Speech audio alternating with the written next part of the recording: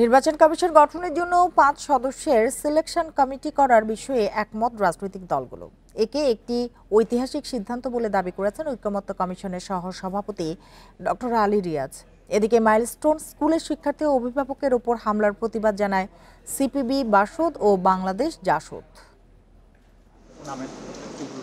রাজনৈতিক দলগুলোর সঙ্গে ধারাবাহিক বৈঠক করছে ঐকমত্য কমিশন। বুধবার ছিল দ্বিতীয় পর্যায়ের 18তম দিনের বৈঠক। আলোচনার এজেন্ডায় ছিল নির্বাচন কমিশন গঠন।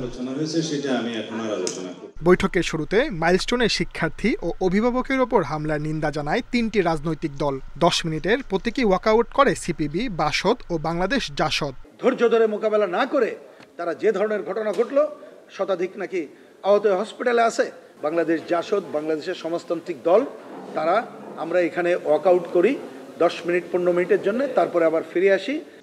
বৈঠকে নির্বাচন কমিশন গঠন নিয়ে একটি সিদ্ধান্তে একমত হয়েছে রাজনৈতিক দলগুলো। তবে বিএনপি বলছে নির্বাচন কমিশন স্বাধীন হলেও তত্ত্বাবধায়ক সরকার ছাড়া সুষ্ঠু নির্বাচন সম্ভব নয়। সাংবিধানিক প্রতিষ্ঠান হিসেবে নির্বাচন কমিশন গঠন সংক্রান্ত এই জায়গায় আমরা একমত, কিন্তু অন্যান্য যে সমস্ত সাংবিধানিক প্রতিষ্ঠান এবং সংবিধিবদ্ধ প্রতিষ্ঠানের ক্ষেত্রে সংবিধানে নিয়ে আসার জন্য আইন সংশোধনের যে প্রস্তাব করা হয়েছে তার সাথে আমরা একমত না হয়ে শুধুমাত্র নির্বাচন কমিশনের ক্ষেত্রে আমরা একমত হয়েছি। In a very healthy, complementary, happy, enthusiastic, brotherly একটা এনভায়রনমেন্টে আজকে আমরা নির্বাচন কমিশন গঠনের ব্যাপারে, সংবিধানের অন্তর্ভুক্তির ব্যাপারে ঐক্যবদ্ধ হচ্ছি এবং ঐকমত্য পোষণ করছি। নিয়োগ কমিটির যে কথা জাতীয় ঐকমত্য কমিশনের তরফ থেকে প্রস্তাব করা হয়েছে, আমরা জোর দাবি জানাচ্ছি নির্বাচন কমিশন সহ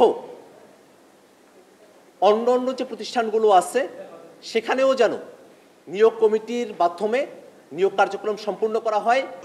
ইসি নিয়ে একমত হওয়ায় রাজনৈতিক দলগুলোকে ধন্যবাদ জানায় ঐকমত্য কমিশন।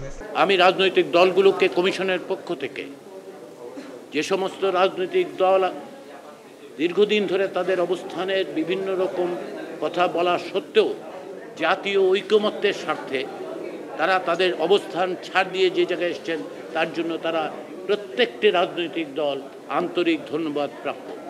তবে গণ অধিকার পরিষদের অভিযোগ, দুটি রাজনৈতিক দলের সিদ্ধান্তের দিকেই তাকিয়ে থাকছে ঐকমত্য কমিশন।